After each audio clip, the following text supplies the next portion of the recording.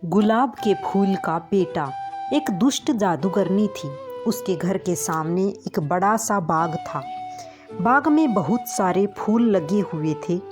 एक महिला उस घर के आगे से होकर जा रही थी। उसने सुंदर गुलाब देखे। उसने सोचा कि मंदिर में चढ़ाने के लिए एक फूल तोड़ लिया जाए।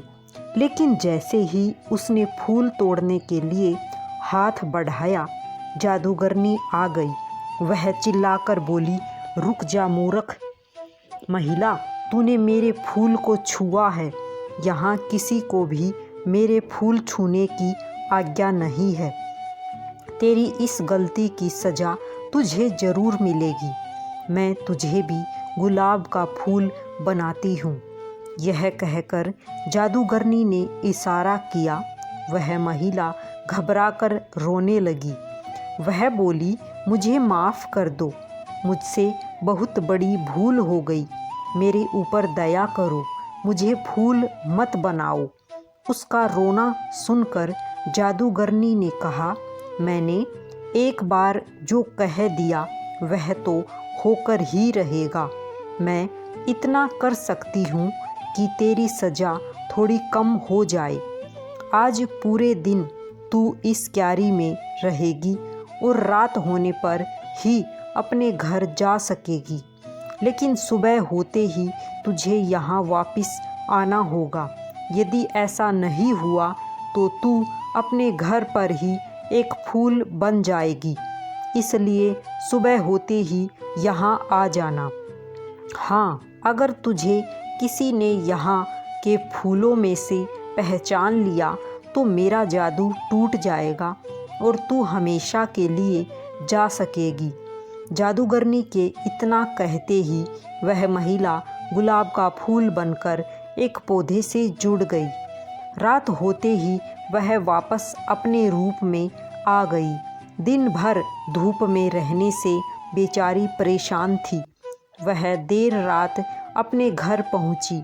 घर पर सब परेशान थे। उसने पूरी कहानी अपने बेटे को सुनाई। उसके बेटे ने कहा, माँ, आप सुबह वहाँ वापस चली जाना।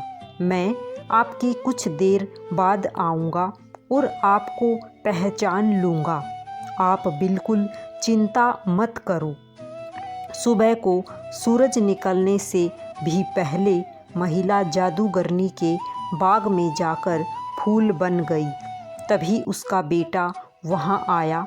उसने देखा वहाँ गुलाब के बहुत सारे पौधे थे। उन पौधों पर सैकड़ों फूल लगे हुए थे। उसने एक एक फूल को ध्यान से देखना शुरू किया।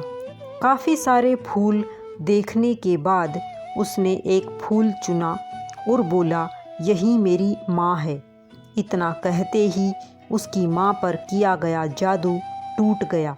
वह अपने रूप में वापस आ गई। खुशी में उसने अपने बेटे को गले से लगा लिया। उसने बेटे से पूछा, एक बात बता बेटा, तूने मुझे पहचाना कैसे? बेटे ने कहा, सीधी बात है माँ, जितने भी फूल रात भर यहाँ रहे उन सभी पर ओस की बूंदें थी। लेकिन आप तो रात को घर पर थी, इसलिए आप बिल्कुल सूखी हुई थी। मैंने आपको आसानी से पहचान लिया।